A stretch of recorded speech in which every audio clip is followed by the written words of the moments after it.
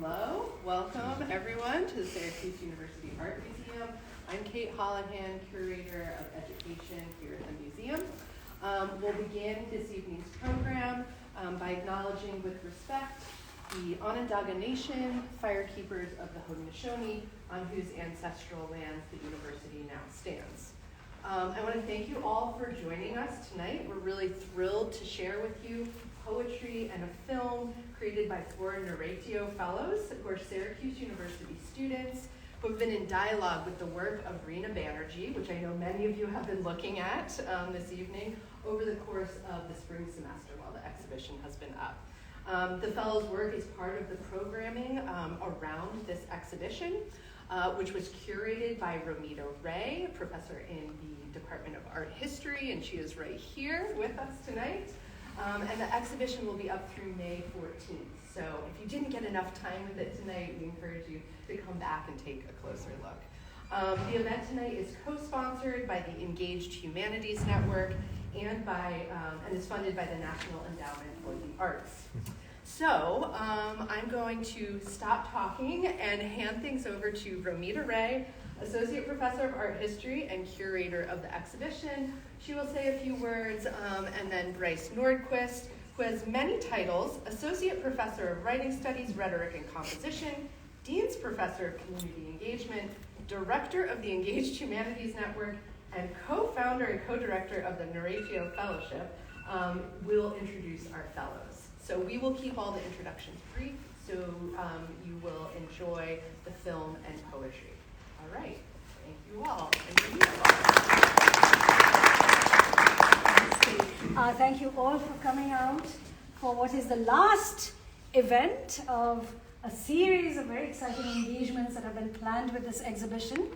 And many of you may be thinking, she's an art historian, what is she doing among poets and among filmmakers? One of the joys of putting an exhibition together is really thinking about it as this treasure trove of storytelling that goes far beyond history, art history, etc. It's about people. It's about how we respond. And we have these extraordinary young men and women today. You will hear Khadija, you will see Rehan's film, you will hear also from Zemzem and Husto. They're amazing minds, sparkling. When I went through the exhibition with them, they gave me so many new ideas to think about. And that's the joy of a university museum. When you learn from your students, you learn from your colleagues. The exhibition is not a static entity, it's dynamic. It's always growing in our hearts and minds as different people come through. And I'm so grateful to the SU Art Museum, to Emily, Kate, Melissa, Jen, also the previous director, Vanya Malloy, for being partners in crime, literally. It takes a whole village to build this kind of project together. Hugely grateful to Bryce Nordquist and his amazing energy and goodwill. Yay! It always makes any project such a pleasure to work on. Very, very generous. Also to my colleagues in the art history department, and there are a couple of colleagues here and friends. This was also, by the way, the Friends and Family Network that really helped this exhibition come together. We have Tula Goenka from Newhouse, whose school is also co-sponsoring. Joan Bryan from African American Studies, also co-sponsoring. And there are many, there are 30 other sponsors. The wonderful Todd Rubin, who is an alum of Syracuse University School of Architecture, who happens to own the Republic of Tea, the company. And he's very excited about the show and has donated tea for the entire exhibition duration. So after the wonderful poetry readings and film screening, I hope you will all join us for the reception, where you will have tea and samosas. I think we may not have enough samosas, but that's okay. But in advance, I'd also like to wish our Narratio fellows and those of you who celebrate Eid on Friday a happy Eid in advance. This is a very special season for anyone who practices Islam, who's from the Muslim faith. I grew up in India, and I grew up listening to the calls of the muezzin very early in the morning. So Eid is very much part of my life. I had a very old friend, Shahida Rao, whose cook used to make fabulous parathas and kebabs for us on Eid. So I understand how important it is. So this is a celebration. It's not an ending to a whole series of engagements. It's really a celebration. And I'm so touched that all of you have come out on this chilly but nice spring day to be with us. So welcome.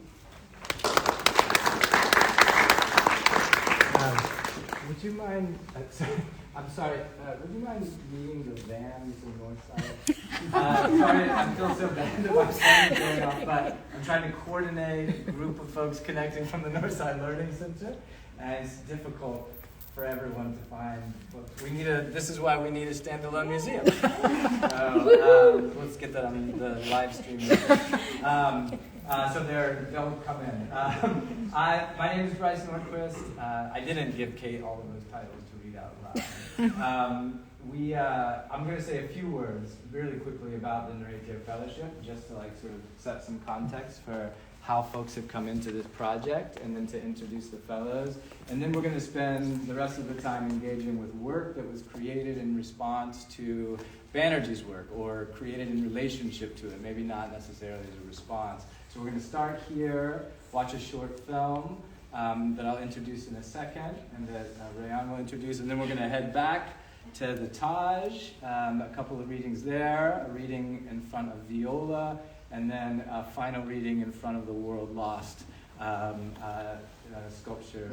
And then we'll have a short Q&A if you want to ask the fellows questions about their work. Hopefully you will. And then we'll have the reception and celebrate and eat tomorrow. I know that the majority of the fellows are really making it to the last possible moment here. So we'll kind of cheer them on and then celebrate tomorrow. So the Narratio Fellowship, I started with a partner, Ahmed Badr, who's a poet and a social entrepreneur. He's now director of a Center for Social Entrepreneurship at Wesleyan University. We started this program in 2019. And we started it just really kind of on a shoestring. I think our only budget was a budget from the Humanities Center. It was $5,000 to run this whole year-long program.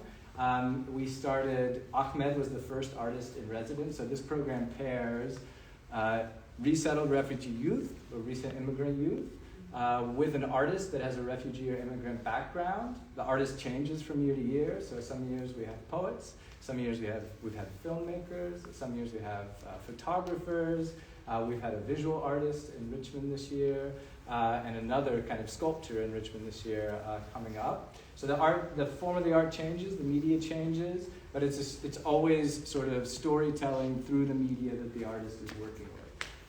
And so the fellows have prompts that are object-oriented. We have a collaboration with the Metropolitan Museum of Art. The fellows choose objects from the Met's collection, and they create pieces that are inspired or in relationship to those objects, which sounds like when Ahmed gave this idea to me, I thought, this is never going to work. I don't know how people do this. But of course, it works brilliantly. It's been a brilliant way to get into storytelling and disrupt kind of expectations for what stories, where they should start, what they should encompass. It disrupts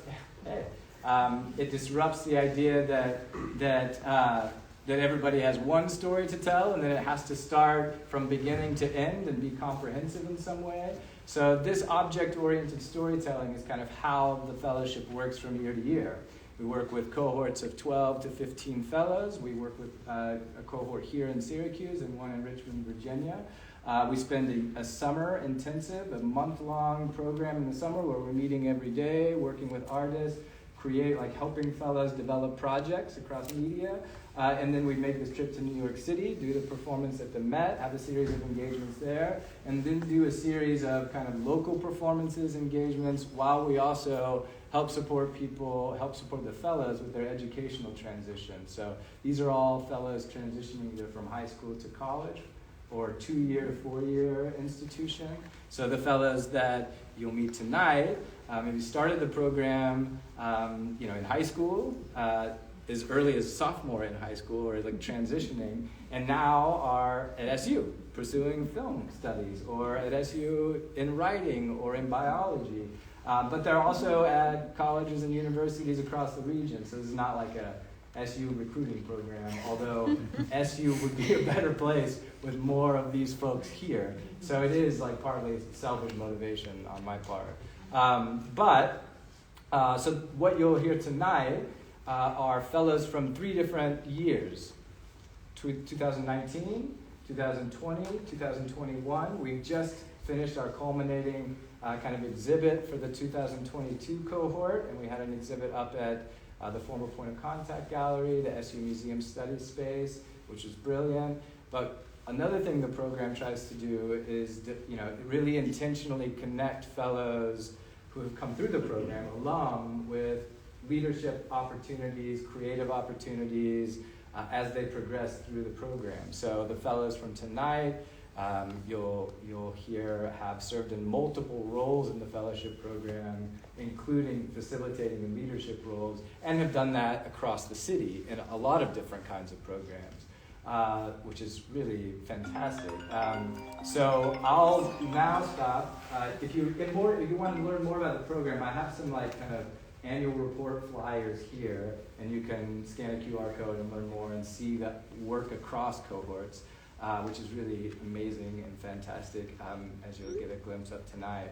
But this project that Ramita introduced is a perfect fit for a fellowship program that is already built around responding to objects, storytelling through objects. So it was a brilliant fit, and Ramita was as innovative and as expansive as her thinking and mind are. Brought us into this amazing series that she's coordinated all year with Banerjee. She mentioned all the different collaborators, but Ramita has absolutely been the driving force of all of this. So we have her to thank for the idea of bringing the fellows in. We can definitely give her a round of applause. We really should thank Veena Banerjee, who is the extraordinary artist engineer behind this, all of what you will see in the gallery. Absolutely. So the fellows got to meet Reena, spend time with her, learn about her work over the series of events that Ramita coordinated with the amazing museum support, Emily and Kate and Melissa, who's around as well, who met the van just now, or is out to meet the van somewhere, or Melissa might be running up and down College Place. But this team coordinated a series of events that the fellows were able to connect to, get to know Reena and her work better, and then have been developing their pieces over the course of this spring semester in this ongoing conversation with Banerjee, her work, each other, and this is the kind of context of the work that you'll hear tonight. It's come out of this process. The first piece that we're going to watch together is created by our brilliant fellow from 2020, Rayan Mohammed, who is going to say a few words about this. Rayan started the fellowship program in the COVID, we did it in COVID, right in the middle of lockdown. We started this program and we were meeting, campus was completely shut down, so we were meeting in the basement of the Northside Learning Center with a very small group. We cut the cohort in half so that we could spread out across the whole basement of the center, masked up, and then Anna Vida, who's a film student, and Kelly is here as well from the film program at DPA. Anna led a cohort in 2020 around documentary film, which is a heavy lift for a summer program in the middle of COVID. But the fellows produced these really amazing films, and Anna was incredibly supportive at every point. So we were bringing people in through Zoom, which we were just learning how to use. We were doing this kind of hybrid education model that the university was trying to sell before the university was promoting it, because we were trying to make this program work. And Rayan produced, spent days and days and weeks and months on a film for this in the context of the program that is amazing in its own right, but that also led to organizations across the city reaching out to Rayan to make more films, Syracuse City Schools asking Rayan to make films on ESL programs across the city, and then just this growing kind of form of expression for Rayan, finding a voice, exploring her voice through film. And then this year, Rayan started the SU film program here at Syracuse with Misa and Kelly and others. We should definitely and Rayan piece in this project was to capture or create a kind of a documentary film around a public art project that Rena did at Salt City Market that all the folks we've already named collaborated around. And Rayan came up with the concept for this film. Maybe I'll just now stop talking and you can talk about what you've done and we'll show the film and then get on with it. Yeah? All right. Thank you. Hi everyone, my name is Rayan Mohammed. I'm a first year here at Syracuse University studying film majoring.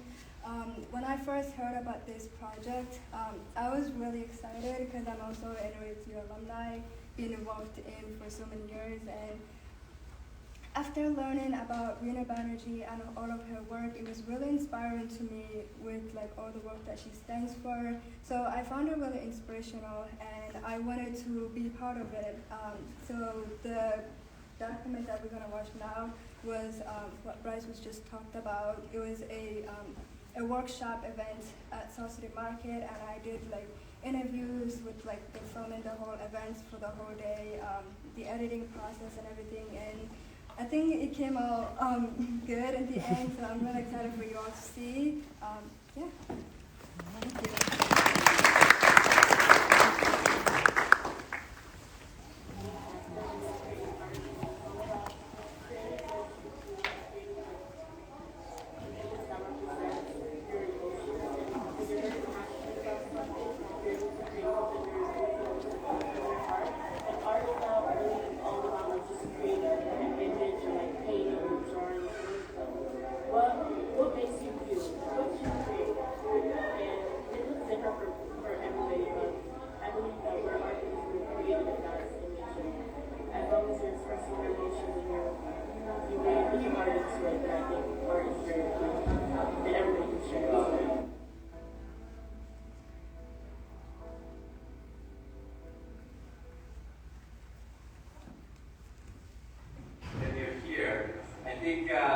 I always say like this work together that we do like across the community, but also art is about relationship making in my mind.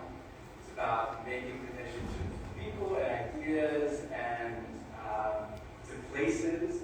And so we really hope that what happens today is that you not only contribute to this project, but you get to know each other. And there's some ways to like sort of, you know, making things together is, in my mind, the best way to make relationships. So thank you so much. We are also incredibly honored and thankful to have Rena Banerjee here with us for a 2-week residency in Syracuse. Braiding is the most important kind of technique in creating this kind of rope, which is called marine rope, and that's why I'm using it. Rope was designed to be strong, and it needed to be strong, and it made whole industry and income for countries, especially places like Copenhagen, which was known for rope making. They got the materials of the rope from the colonies. During colonialism, the main impetus for acquiring a colony in places like India and even places that are less tropical was to get jute. And jute comes from a tree and comes from a vine. And it was processed in these hot tropical countries and made the shipping industry. Without rope, there could not be a shipping industry. So I'm really excited about this technology of braiding that we're so familiar with because it has made everything in exchange of goods possible. So love, it makes you grow, as I said, beyond yourself earlier. And whenever you're creating your own identity, you're not aware necessarily that you are creating or forming an identity, right? Your identity is always formed in relation to other people. How you respond to your community, your family, your friends, that shapes you at any given moment. And I think love is a very pure part of ourselves. It's a very raw emotion. It's a process.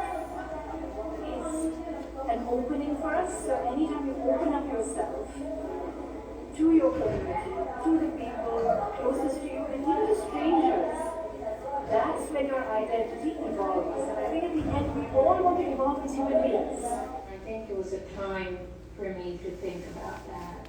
And part of being in a workshop with students is to get them to talk to me, for me to learn from them as well. You know, what their histories are. So it's a little bit of oral history that is part of this.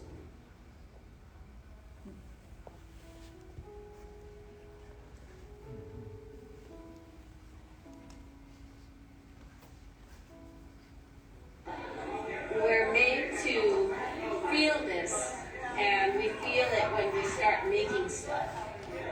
You know, and that happens also when we see the result of what we've made. And then, even though it's silly, we're very proud of ourselves when we've made something we put love into.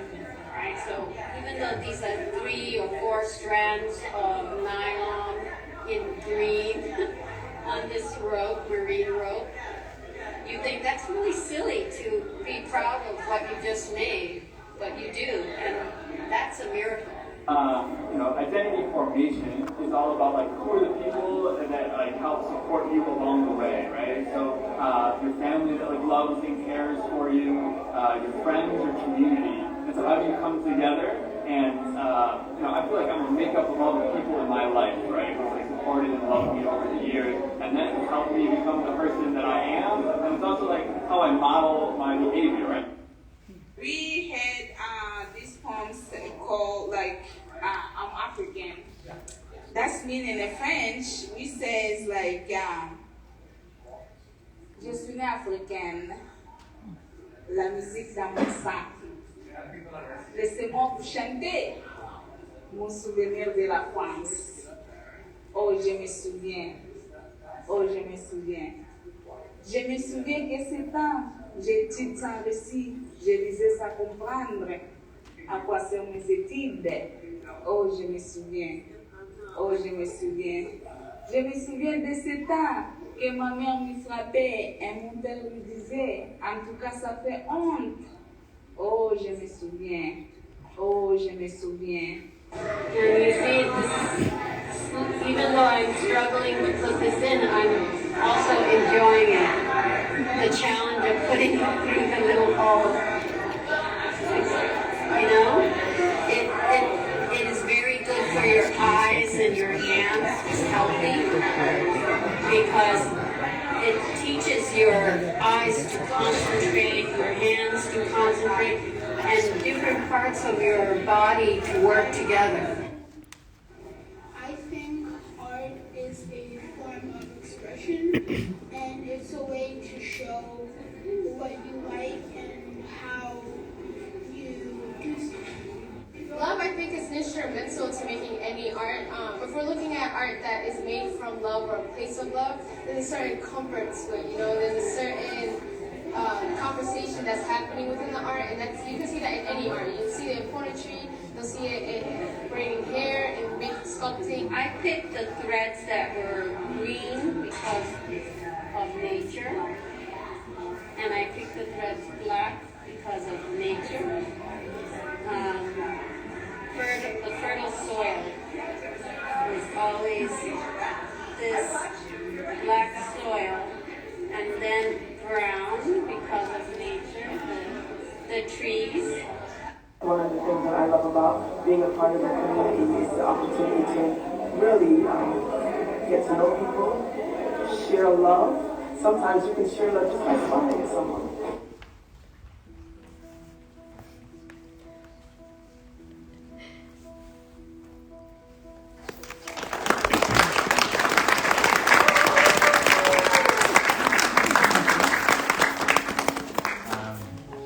Thank you. Yeah, thanks for sharing. I think you could cut it. Oh, no, you can't. Yeah. keep staring at the screen. Okay, now. Sorry for that. We're still like, Sheriff, did you come on the north side van? Okay. So everything, the van made it. If somebody could communicate that to Melissa, who's been, oh, good. All set. Thank you for running around and trying to track down.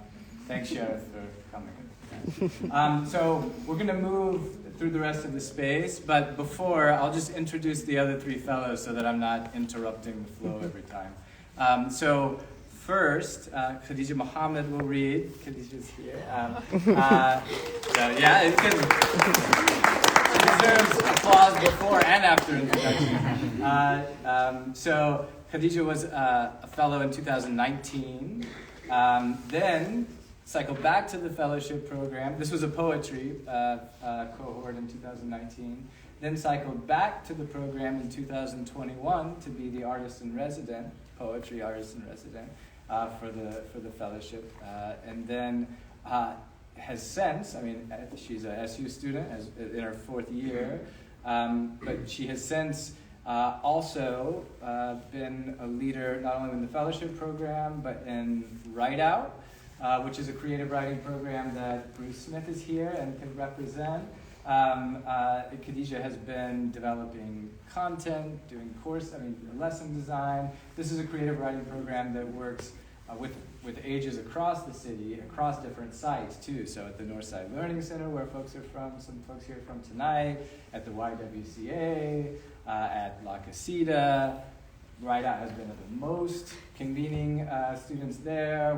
We've worked with Write Out at the Dunbar Center, the Vision Center, so all across the city, these creative writing workshops that Khadija has been helping to coordinate and lead. And again, this is the kind of feedback loop that we're hoping to create with these interconnected arts programs. And Khadija is an amazing representative of that. So now you can give her another round of applause. Then Justo Antonio Triana. There's another Justo Triana here, so I'll have to say Justo's middle name, or at least middle initial. Justo is a fellow from 2021, so under the guidance of Khadija. Justo is a brilliant poet who just published his first collection of poetry this past fall, right at the turn of the new year. La Condena. There you go. Good. So you can. So Justo is a student in classic civilizations here at SU. Graduate from Nottingham High School from Cuba. Is in Bruce Smith's poetry class. So all kinds of fantastic interconnections here to keep this kind of artist collective growing and thriving. So Justo will read next, and then finally. Did you give Justo a round of applause? No, we didn't. He definitely deserves it. We're going to clap a lot tonight. Yeah, a lot of clapping. Justo actually and Rayon were both facilitators for this year's program. So they have leadership roles within the program this year. Justo has been coordinating mentorship within the program in a really fantastic way. And Sharif can attest to that, and other people in the room can. And then finally, Zamzam Mohammed. Round of applause up front. That's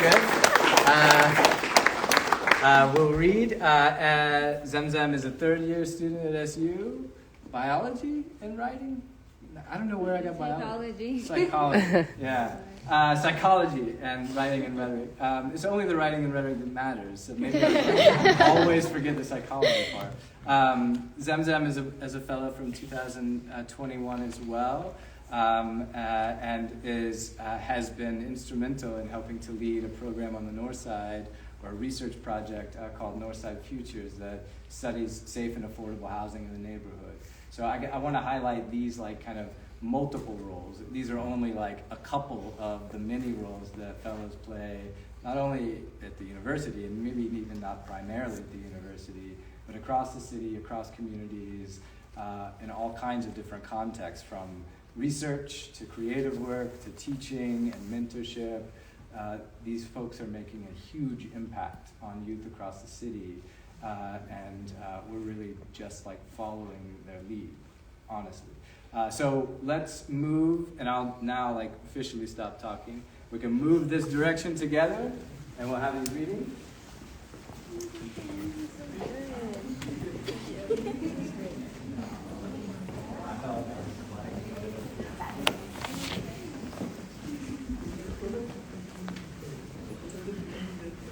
Yeah, you've got to we're going to be moving, so you got to kind of come this way. I'm going to be the barrier so that you can't get behind me. I do want to say too, I'm on double duty here, we do have some gallery stools just over there behind many of you. If anybody would like to take one, to take a seat, if you need a rest, there's a lot of standing, please take one. I'm gonna go take one. So that Please do, please do. And you can take your stool with you as we move. Yeah. Get comfortable, sit in very please. Yes. Perfect. All right. So my name is Khadija Mohammed. After Bryce's dopest, hypest information session about me, I feel like I need no introduction. Bryce, thank you so much. Thank you to Ramita, to Rena, to Kate, to everyone that helped make this possible. Honestly, I wouldn't be able to be standing in front of you without all of you. Bryce, thank you. This poem wouldn't even be possible, so thank you.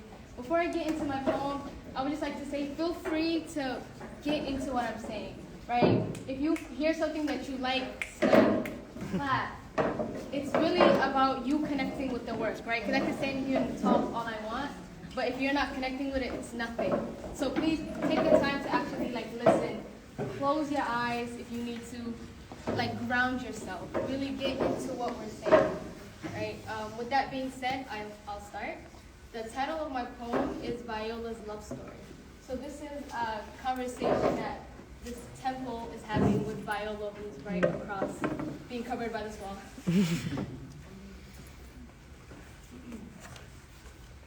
That's why I wear the mask. As I uttered the prayer, Iwat Nalja'al Igay, I'm only a fraction of the lover I used to be, a forgotten history. And as vacant as the empty chair in my palace of love, you caused my weeds to overgrow and take over the luscious garden that overflowed with what I thought was love. But it wasn't. And as I looked around, I saw just how identical to the real thing it was. And that's when I went in search of love, taking pieces from every land until I became so full. Iwat, Mal Ja'al Igay.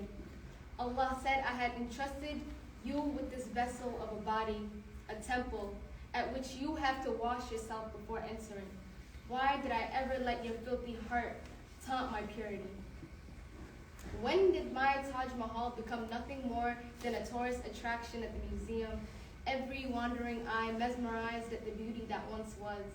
And it was then that I realized, Hadid ba'at isja'lin williga behelaysit. It's crazy.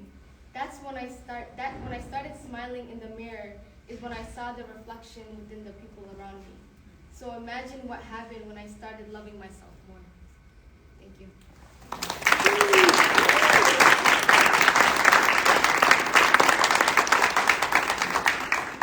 Thank you for listening. So that poem was looking at the Palace of Love, right, which is the theme for this whole entire exhibition. And while I was here, I kept thinking, okay, love. It was also Valentine's Day, everyone's buying flowers for their loved ones, and I'm like, single! So I'm like, love comes from us first, right? If we're not pouring ourselves with love, we can't pour it into others. So that was kind of a reflection on that. Thank you. So I hope I shifted your perception on that.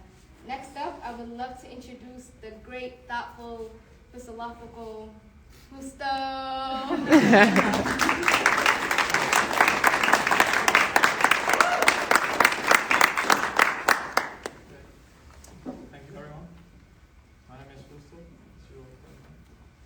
Just go straight to the point. To the Palace of Love, which is this one. Take me to the Palace of Love before the Taj, where I can dip my feet in the long fountain and close my eyes and kneel and pray and play the sitar to the gods. To the palace where memory is a promise, a breathing, burning promise, blending with light, perpetually unfulfilled. Take me where incense manifests its wisdom in a dark room, growing like an unfinished shadow, like a serpent entangled in the air, interrupted by the movement of a hand, where I may see what you've seen through other eyes. The marble hides the features not just sculpted by the lover's chisel, imagining a face buried 400 years ago. I want to see that face, and I want to forget all other faces. I'll bid farewell with pity from some window to those who dare not realize that love was always worth the vow to love till death, to die till love till life, to love till life do us part, till death bring us together. I'll leave my death outside, the one I wore while living, my scabs as souvenirs, and the walls of the palace of my testament. Now take me to the altar of love and take my life. I'll keep dragging my suffering around until I lie, where there are no more names, no dates, no history, no pain, and what is left is naked flesh in silence, offering love its beauty in spite of time.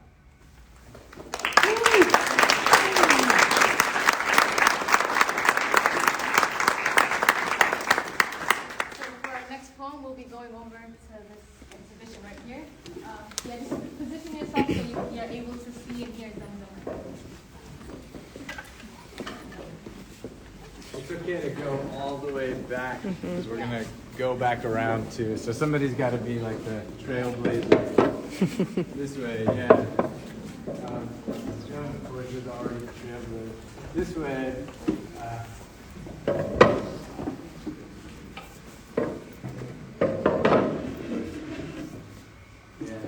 Yeah. It's all right, buddy. You want to come this way?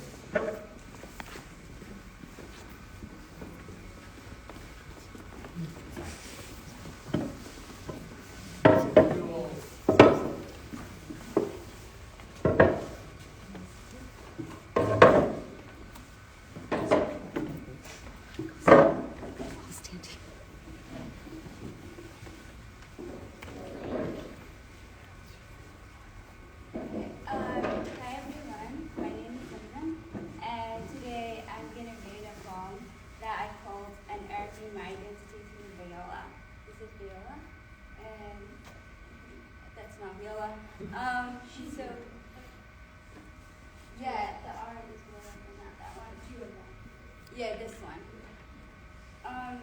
So I'll just get started. As I wander through these halls, my eyes alight on a figure that calls to me as if it holds a secret cave to unlock the truth of who I'm meant to be. Oh, Viola, your skin is a tapestry woven with the threads of your past and present. Each stitch a tribute to your heritage and history, a masterpiece that defies all attempts to confine. Your tusk, proud and regal, extends like sentinels from your neck, a symbol of the burdens you have borne, and the strength that lies within your every step. The object that surrounds us bear witness to the stories of generations. They whisper secrets of struggle and survival, and the resilience that has carried us to this moment at last. Like you, I am on a journey to discover the depths of my identity, my roots like the tendrils of a tree, entwined with the stories of those who came before me. Viola, your legacy of fortitude is an inspiration, a testament to the human spirit and the unyielding force that makes us stand still. Through your eyes, I see myself, a Black woman navigating the complexities of America, a tapestry of cultures, histories, and dreams that blend together to form the being of me. And though the road ahead may be fraught with struggles, I take comfort in the knowledge that I am not alone. For I carry within me the strength and resilience of those who have came before me. Of Viola, your tapestry and tusks are a testament to the power of the human spirit.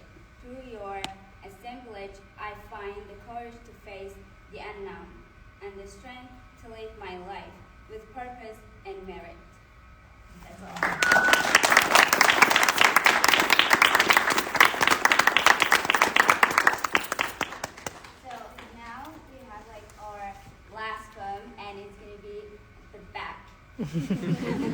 We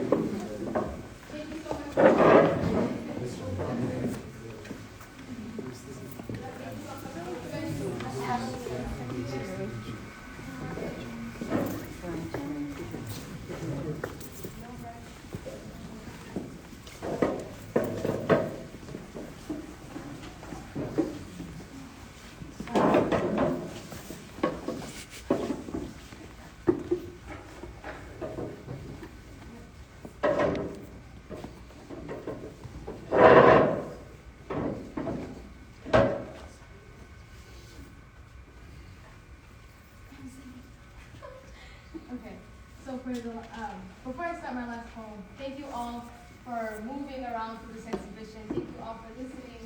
Thank you all for being here and interacting with the words. I hope you really take something away. And with that, I'll start. So the title of this poem is A World Lost, which is also the title of this piece right here. It's important you know what calms the waterfall's anger.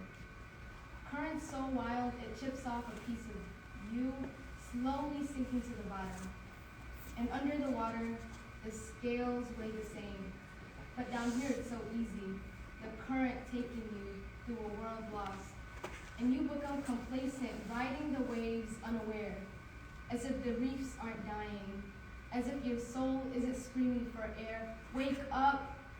When will you realize that the scales weigh the same down here? Can love rescue us? And even when we are part of that world, where we can walk and run, there will be days when the sky opens up and lets droplets drip, and it's these days when we say the prayer, Allahumma hawalaina wala alayna, and let us find our anchor, while our boats get tossed around in the sea. Desire to be artificially human. Imagine a world found.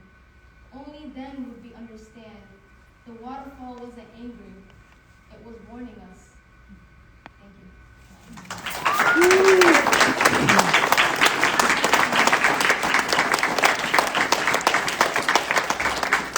That concludes it. Can we have one last applause for all the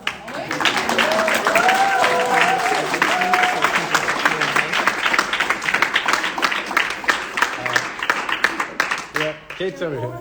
Yeah. And before we disperse to the reception, I want to invite, yes, all of our speakers are out here.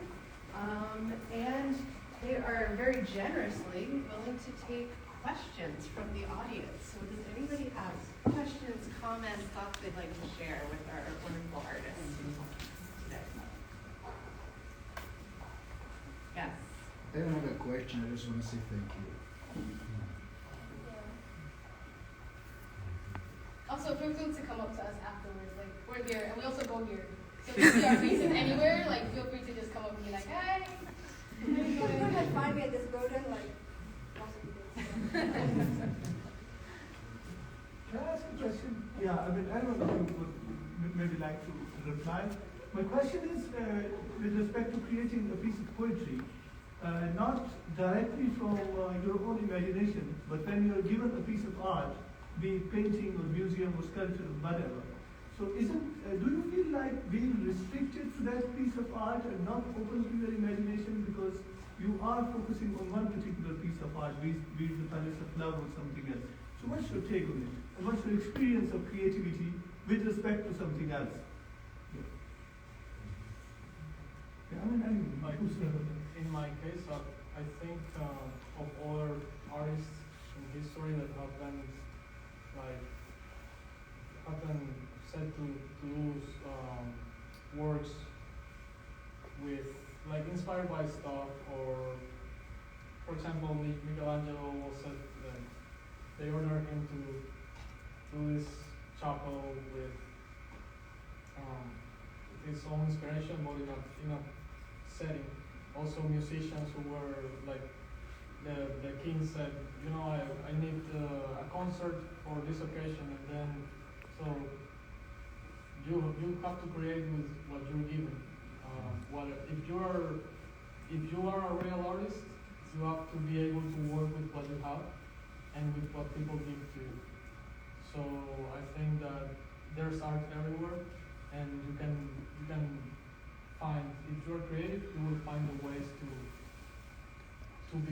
turn anything into poetry or into film or whatever.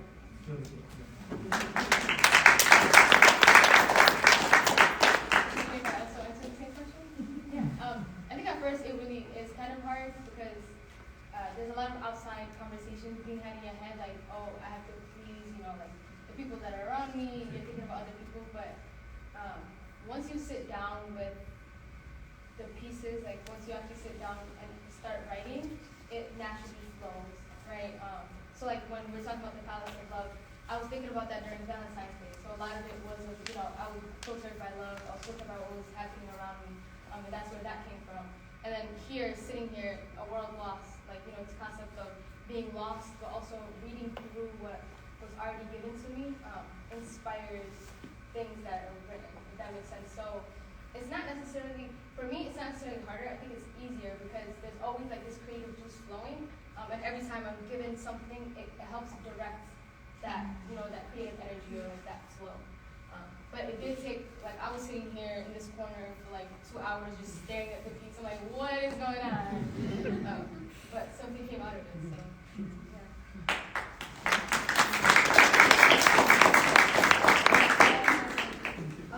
Just to add on to what you guys said, I think my experience was a bit different because it was a film, like a video. So all of the creative decision making came to the editing process, like choosing like the right filters and like music and stuff. But I think generally when we think about art in general is a storytelling and it's a way of like expression. So whatever you give into, you can make it personalized to your own experiences and then it just becomes beautiful. So I think at the end of the day it's just making that personal connection to any art that we do, and then that's what makes the art to me.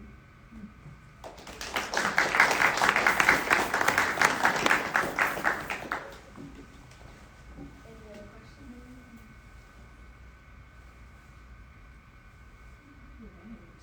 Wow. I think we will wrap things up.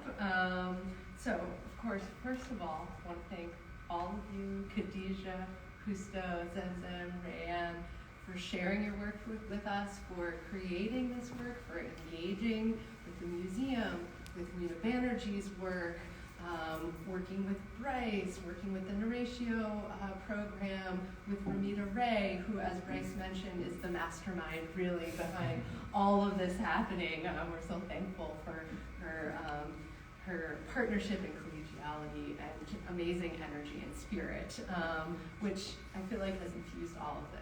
It always gives me energy to hear from students who are engaging in meaningful ways with the art that we have on view here. So thank you all so much.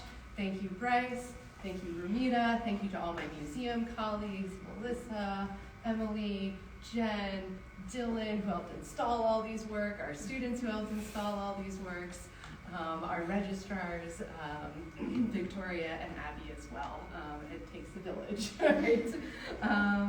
So, to conclude, I want to also invite you back to the museum. We are having a community day here on Saturday, this Saturday, April 22nd from 12 to 4. It's open to everyone, all ages, whoever you are, come join us. We will have art making, we will have story time, we will have a meet and greet with fashion designers who are coming in for a workshop tomorrow and will be here on Saturday as well. So just a good time for everybody. So join us if you are around and looking for something to do on Saturday. And I think Romita has, yes, we have a few gifts We have tokens of appreciation for our fellows. So here we go.